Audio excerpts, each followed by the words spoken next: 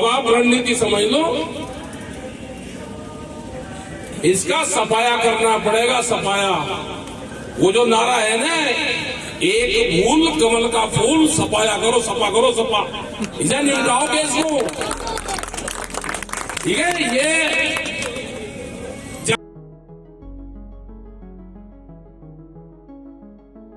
उत्तर प्रदेश के जनपद हापुड़ की तीर्थ नगरी गढ़मुक्तेश्वर में लगने वाले गढ़गंगा मेले में आज भारतीय किसान यूनियन द्वारा किसानों की महापंचायत का आयोजन किया गया था। इस महापंचायत में भारतीय किसान यूनियन के राष्ट्रीय प्रवक्ता राकेश टिकैत भी पहुंचे थे, जहां राकेश टिकैत का किसानों ने भव्य स्वागत किया।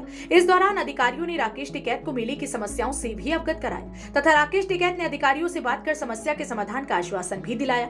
इस दौरान महापंचायत में राकेश टिकैत ने मंच से बीजेपी पर बिना नाम लिए ही जमकर निशाना साधा। साथ ही मंच से बोलते हुए राकेश टिकैत ने बीजेपी का नाम लिए बिना ही हमला बोला, जिसमें राकेश टिकैत ने कहा, इसका सफाया करना पड़ेगा। एक भूल कमल का फूल, इसका सफाया करो, सफा करो। ये जहां जहां पर उगे वहां वहां पर बर्बाद कर दे, इसको निपटाओ। यहाँ तो जनता इनको वोट देती नहीं, मगर बेईमानी से जीत जाओ तो कुछ पता नहीं। आज यहाँ पे भी यूं बर्बाद करता है। यहाँ तो निपटाओगे केस इसका, यहाँ तो जनता वोट देती नहीं। ये गुंडागर्दी से जीत जाओ तो भाई पता नहीं। जैसे जिला पंचायत में हुआ, अगर वोट नहीं थी तो जेसीबी से उसका घर स्कूल सब तोड़ दिए। तो भाई निगार आखनी और हरियाणा वालों की भी मदद चाहेगी। हाँ, चाहेगी मदद। तो अपना काम करो भाई, रागणी सुनो, रुको। और हम भी पूरा मेला तो देख लिया, तो चित्ता पड़ा मेला। हाँ, गाँव मेले में वो और आंदोलन चली रहा, वहाँ पे भी अता पता लिया करो आंदोलन में, ठीक है जी। किसान नेता राकेश टिकैत ने बीजेपी का नाम लिए बिना आज जमकर निशाना साधा। भारतीय जनता पार्टी पर निशाना साधते हुए कहा कि यह सरकार किसी की भी बातों को नहीं सुन रही, इसलिए सरकार को भगाना होगा। अगर यह सरकार बदमाशी करके जीत जाए तो बात अलग है, क्योंकि अभी हमने पिछले जिला पंचायत चुनाव में देखा था जिस तरह से इन्होंने जिला पंचायत अध्यक्ष के चुनाव में सरकारी मशीनरी का दुरुपयोग किया और जिसने इन्हें वोट ना देने की बात कही, उसके घर मकान तक गिराने की कोशिश की गई। तो हम सभी लोगों से अपील करते हैं कि इन सभी बातों को ध्यान में रखते हुए इस सरकार को उखाड़ फेंकने का काम करें। खड़ा करते और अपना एफिडेविट दे, जैसे पन्ना पर प्रमुख कर देते हैं ना कि पन्ना प्रमुख, खाप छपना, मतलब शर्म नहीं आती। यहाँ पर तो नहीं बनते। वहाँ पन्ना प्रमुख 12 आदमी के ऊपर प्रमुख बन गया मैं, छाप रहे प्रमुख बन गया मैं। खुशरंजन प्रसाद कहीं का बन गया, तू गांव के मोहल्ले का बना दिया। उल्लू की पूंछ प्रमुख बन गया मैं, प्रमुख। तेरे घर में अगर 10 साल पुराना कोई चीज है उसे खड़ा कर, मैं कानून को मानता हूँ। मैं जो दिल्ली आंदोलन चल रहा उसके खिलाफ हूँ। मैं अपने घर में ट्रैक्टर भी चला होगा 10 साल पुराना और आंदोलन खराब चल रहा। इनसे इलाज करो भाई, इनका इनसे पूछो जरूर क्वेश्चन, तेरे घर में क्या है, तू पहले एफिडेविट दे, तेरे घर की जांच करवाओगे हम।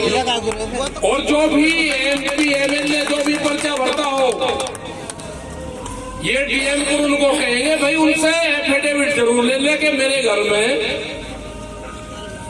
है नहीं 10 साल पुराना कुछ भी सौदा, उसका पर्चा कैंसिल करो।